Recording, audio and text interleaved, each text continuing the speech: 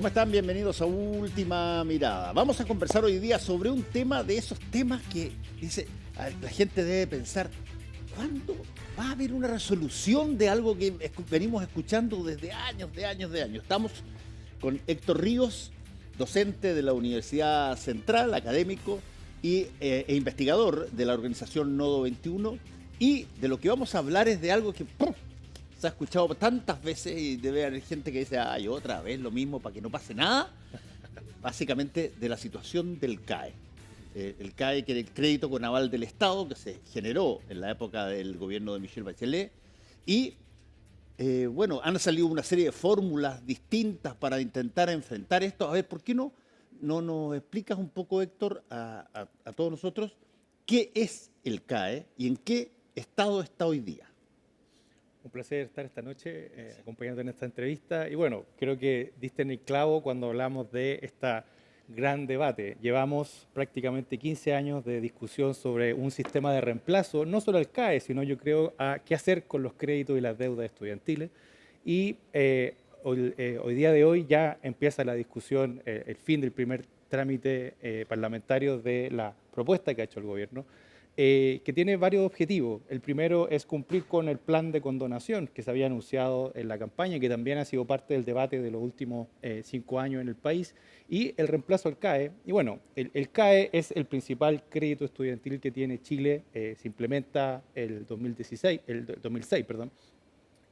Pero lo interesante es ver que el CAE es una de las expresiones del sistema de créditos. Chile ha tenido en su historia desde 1981 5 sistemas de créditos estudiantiles y todos tienen problemas similares.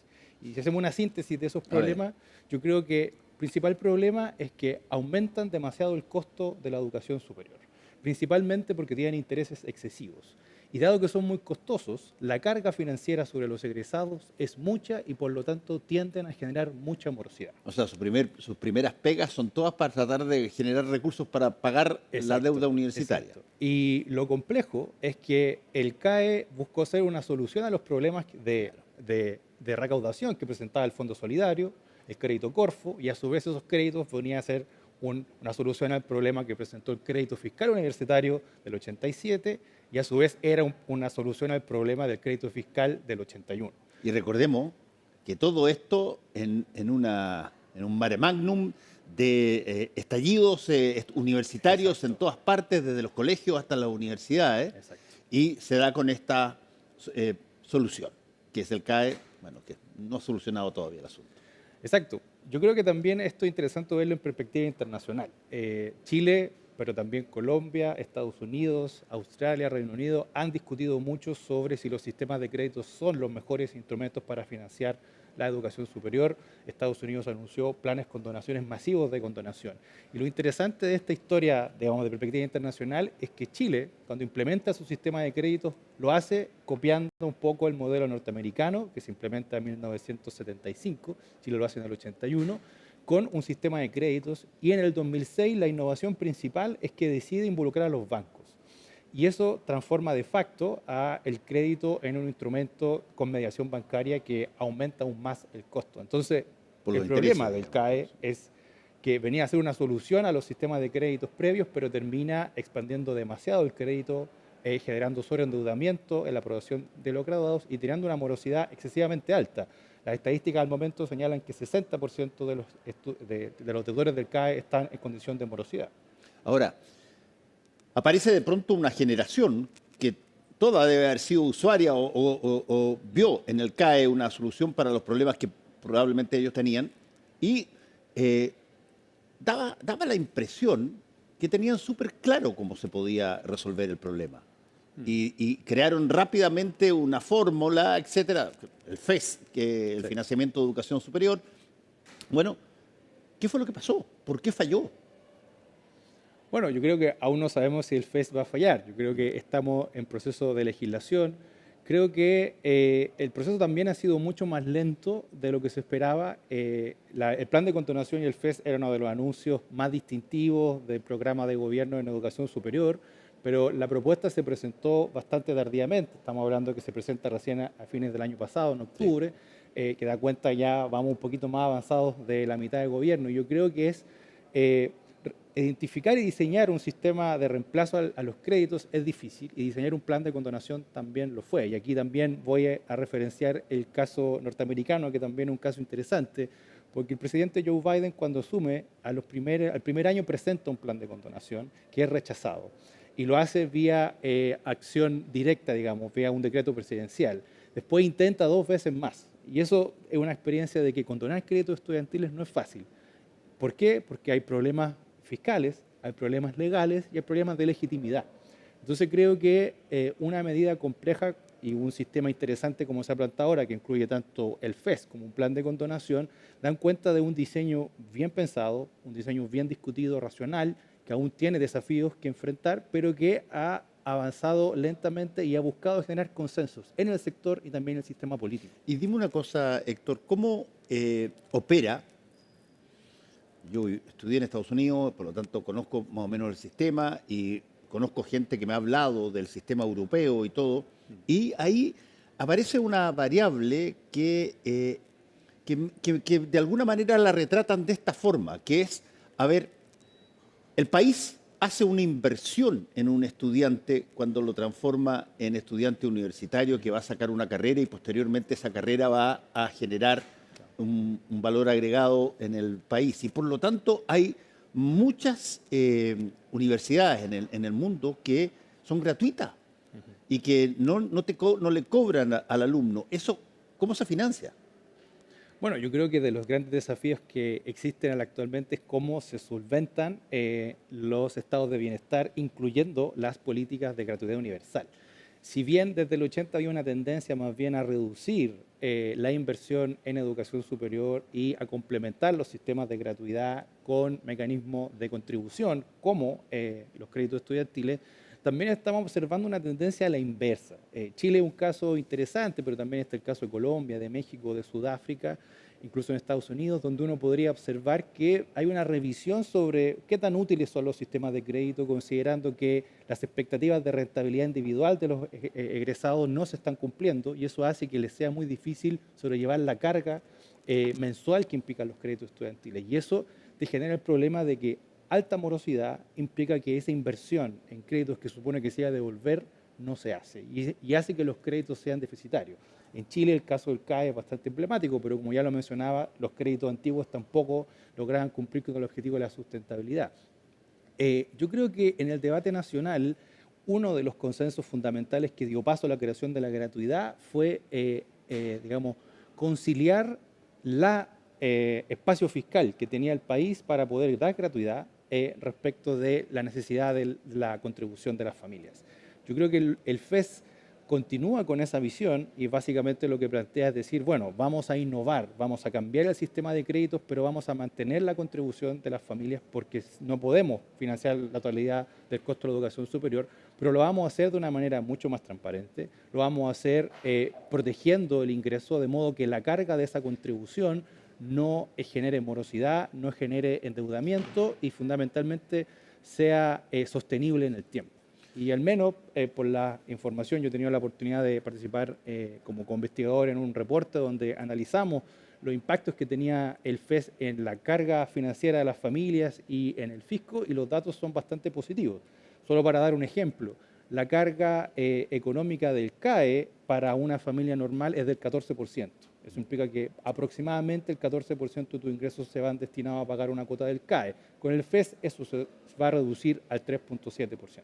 Oye, alguien podría pensar, y yo creo que con perfecta legitimidad, en un sistema donde, ¿por qué razón habría que cobrar por dar instrucción estudiantil para que salga una persona profesional que apenas se empieza a trabajar, tiene que pagar impuestos y devolver de alguna manera lo que el Estado invirtió en esa persona? Y hay montones de países que tienen lo que se conoce como educación gratuita y básicamente te dicen, mira, pero el Estado recupera eso en el momento en que la persona pasa a ser ingeniero, pasa a ser lo que sea y te tiene que pagar de vuelta impuestos. ¿Por qué es tan compleja la situación y tan diversa, tan amplia la oferta y posibilidades de la educación?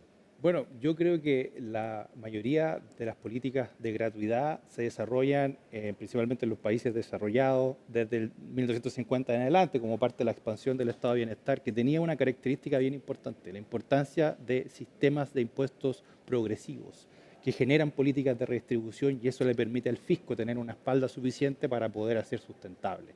En la medida que esos sistemas tributarios fueron cambiando, a medida de que con las políticas de shock del 80 y el 90, en países, por ejemplo, el Reino Unido, que tenía un sistema gratuito, pero que en el 97 pasa a un sistema de aranceles de créditos bajos. Entonces, ese yo creo que es el balance. Sin un sistema de impuestos que sea progresivo, que asegure una mayor distribución y una mejor recaudación fiscal, es muy difícil avanzar. ¿Y cómo funciona todo esto que estás contando en una realidad como la chilena y la de otros países que tiene educación privada y educación pública? Ese es otro dilema que es muy distintivo de Chile, pero no exclusivo de Chile. También países como el caso de Sudáfrica lo tiene. Cuando tú tienes un sistema que se masifica mediante instrumentos de mercado, y eso implica que la gran mayoría de la provisión está en manos del sector privado, y eso implica que tú tengas que tener un sistema mixto. Y el dilema que confronta al sector hace mucho tiempo es, perfecto, si vamos a aumentar el financiamiento público, hagámoslo, pero ¿a quién vamos a financiar? ¿A los estudiantes o a las instituciones? ¿Y a qué estudiantes y a qué instituciones? Gran parte del debate sobre la gratuidad en Chile se hizo en base a ese dilema, y finalmente la gratuidad se conceptualizó como un sistema de financiamiento a los estudiantes, pero que también financia a las universidades privadas, y eso derivó un poco de la protesta de las universidades privadas de conseguir recursos para sus estudiantes. Lo que creo que queda pendiente, sin embargo, es que para tener un financiamiento sustentable en la educación superior, aparte de tener un sistema de impuestos más generoso, se requiere que haya financiamiento de las instituciones. Porque otro dilema importante que se ha dado a propósito del debate del FES es el problema del copago. Sí, claro. Y ahí una duda es si las universidades requieren financiamiento público para desarrollar investigación, vinculación con el medio y, digamos, bienes públicos, más allá de la docencia que va directa al estudiante. ¿Por qué el estudiante debiese financiar eso? Ese también es un dilema que confronta el FES. Dado que el FES inicialmente regula o elimina el copago, ha habido un sector de las universidades que ha dicho, bueno, pero ¿qué pasa con el financiamiento que perdemos producto de los aranceles? Y ahí yo creo que un desafío pendiente como país es justamente invertir más en ciencia, y que dentro de esa inversión en ciencia haya recursos disponibles Ahora, sustentables a la es universidad. interesante el punto ese porque me lleva un poco a lo que te decía antes, que si un país invierte en educación, porque tú no sabes si va a venir dentro de 10 o 20 años, va a venir un nuevo Einstein o una nueva persona, y que están los premios Nobel Exacto. y que van a resolver problemas pero brutales en el mundo, desde la medicina hasta la tecnología. Todas esas personas tú no sabes, está ahí. Por lo tanto, la lógica de los países que tienen educación pública gratuita era, bueno, yo invierto en todo el país y después recojo a través o de impuestos o de las brillanteces que se les ocurren a estudiantes que fueron financiados con apoyo del Estado. Pero en el sistema donde tú tienes esta educación doble de privada y pública, ¿cómo se combina todo eso? Ese es un dilema bastante complejo. Casi todos los sistemas de gratuidad universal eran preferentemente sistemas públicos.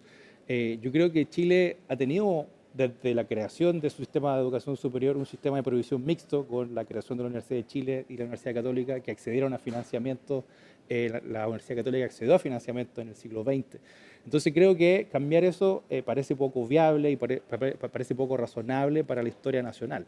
Lo que sí cabe es discutir bien a quiénes se le da y bajo qué condiciones. A mí me parece que las universidades tienen que acceder a fondos públicos para poder financiar actividades de investigación y docencia, que son investigaciones de interés nacional y de interés país, pero tienen que hacerlo bajo condiciones de transparencia, de control sobre esos gastos, cosa que hemos visto que de algunos sectores de la universidad ha habido bastante oposición.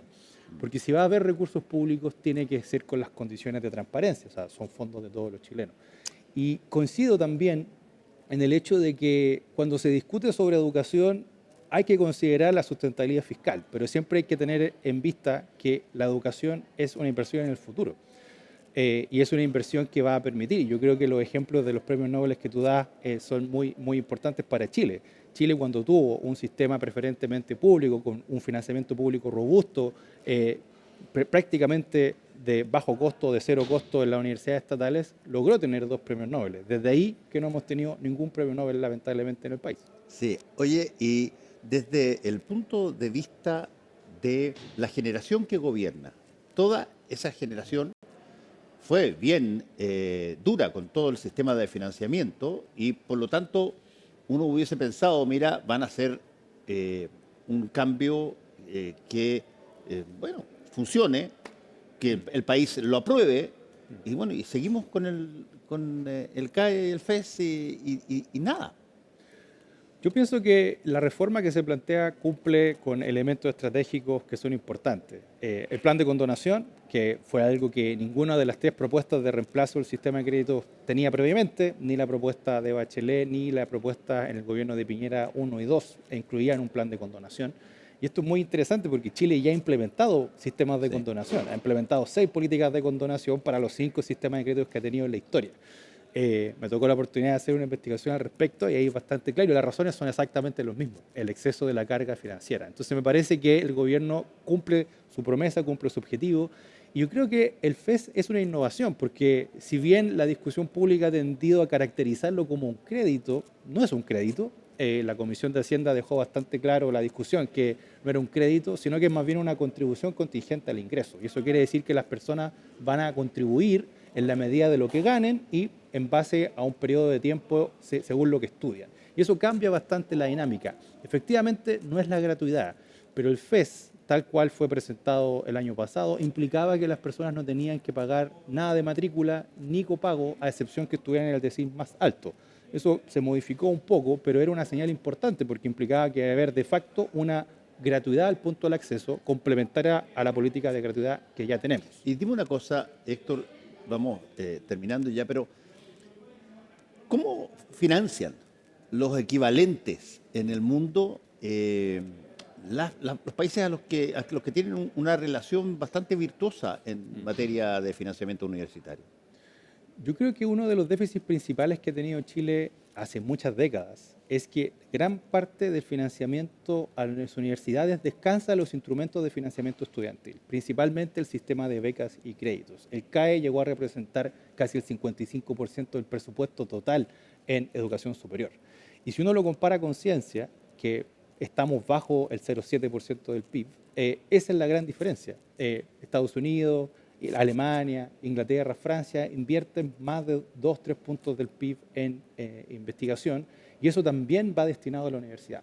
Entonces creo que tenemos que rebalancear la composición de los instrumentos de financiamiento a los estudiantes con mayor financiamiento a las instituciones, y obviamente eso va a depender de volver a discutir sobre un sistema de impuestos que permita hacer eso. Te hago la última pregunta que tiene que ver con, todo eso estamos en territorio, estamos en casa.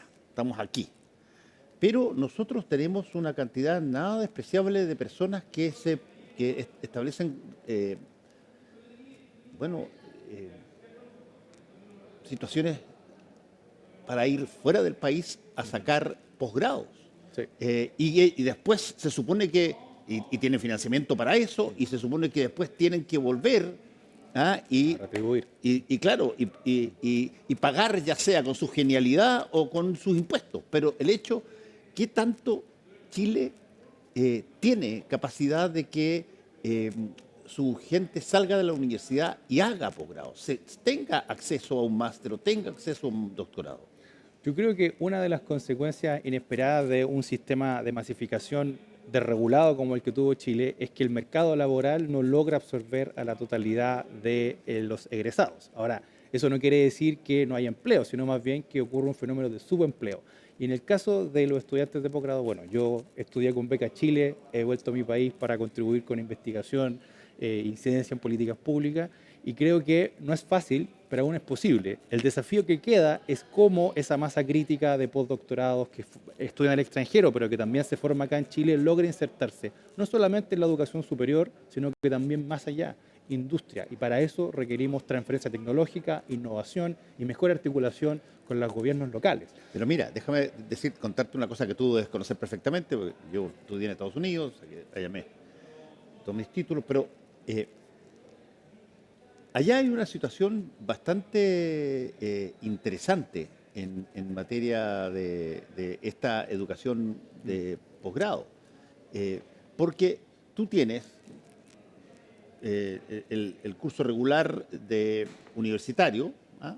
Eres freshman y en fin, y Sí. terminas graduándote. Y después tienes una posibilidad de optar a un posgrado que sea máster o que sea un doctorado. Y de alguna manera tienes tanto financiamiento estatal en el caso estadounidense, o sea, financiamiento del Estado, como financiamiento de la misma universidad. Y desde ese punto de vista, acá, ¿cómo opera el entorno mirando la educación? Me estoy refiriendo ahora a la educación superior. Sí. ¿Qué tanto, por ejemplo, te exigen que tengas un postítulo para acceder a un trabajo, como sí pasa en Estados Unidos? En Estados Unidos tú no puedes hacer clases en la universidad si no tienes un doctorado. Sí. Acá, ¿cómo opera todo eso? Bueno, acá desafortunadamente la mayoría de los estudiantes con posgrado accede a trabajos más bien de corte académico, ya sea principalmente en las universidades.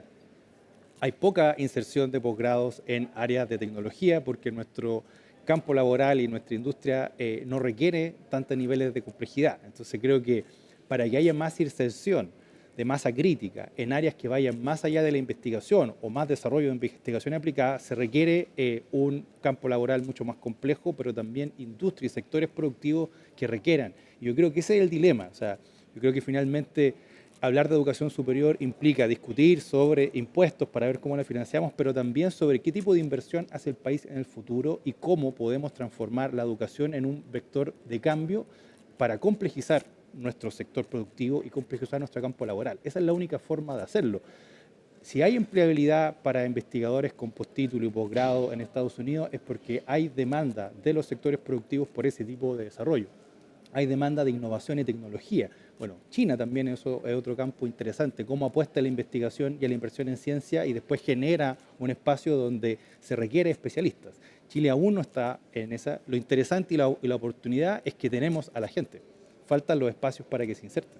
Ahora, ahí tú mencionaste a China, hoy día en esta competencia mundial, que uno los ve más bien dentro de la tecnología o dentro de la capacidad bélica, si tú quieres, pero en el ámbito de la educación también hay una competencia súper interesante. ¿Y qué tanto en ese sentido están los chinos? Yo tuve muchos compañeros chinos, voy a decir una cosa que me da vergüenza, pero nosotros nos rematábamos los chinos. Si no tenía ahí un chino en un grupo, sobre todo en la parte de científica o matemática, no tenía, perdía una barbaridad. Eran gallos muy, muy potentes, muy capaces. Sí. Y a pesar de que esto era una chanza y todo lo demás, pero ¿cómo se compite en el mundo de la educación? Uno lo ve en el mundo de la economía, qué sé yo, qué sé yo, lo que tú tienes, el PGB, toda la cuestioncita, pero ¿cómo compites en el mundo y qué tanto esa competencia que parece solamente de poder termina también siendo una competencia intelectual? Bueno, yo creo que hay tres incentivos fundamentales. Lo primero, sistemas de educación abiertos que atraigan talento. La gran competencia y el gran debate, yo estudié en el Reino Unido, mis posgrados y me tocó experimentar el Brexit, y uno de los dilemas centrales es la fuga enorme de cerebros que tiene el Reino Unido cuando decide salir de la Unión Europea. ¿Y qué es lo que hace? Es, bueno, se abre al mundo y lo reemplaza con una masa de estudiantes de China para poder mantener altos niveles de producción de posgrados que alimenten su industria. Entonces, el mismo dilema. Parte de eso es el tipo de financiamiento que ocurre. Estados Unidos se caracteriza por tener un sistema de becas muy potentes para gente muy talentosa. Con un sistema abierto que atrae el talento internacional, así logró capaz de acumular una de las masas críticas más importantes del país, a nivel internacional. Entonces creo que, bueno, Chile no está en ese nivel, pero yo creo que al menos la inversión que se ha hecho en programas como Beca Chile demuestra que Chile tiene un talento y capacidades extraordinarias con investigadores de gran influencia a nivel internacional. La pregunta es, ¿cómo los mantenemos acá en Chile? y cómo transformamos ese saber no solamente en publicaciones científicas, sino que también en innovación, transferencia tecnológica y tecnología para el país. Bueno, Héctor, muchas gracias por Un placer acompañarte esta haber vez. estado conversando hoy día y todavía este tema está pendiente y es uno de los temas trascendentales porque es el tema que es la base de la formación de toda la capacidad intelectual que tiene un país. Sí, yo estoy optimista, creo que existe una oportunidad importante después de 15 años de avanzar al menos con un sistema de reemplazo del CAE que permita mejorar las condiciones de la educación superior. Así que esperamos tener buenas noticias desde el proceso parlamentario. Muy bien, muchas gracias por su sintonía y nos encontramos aquí.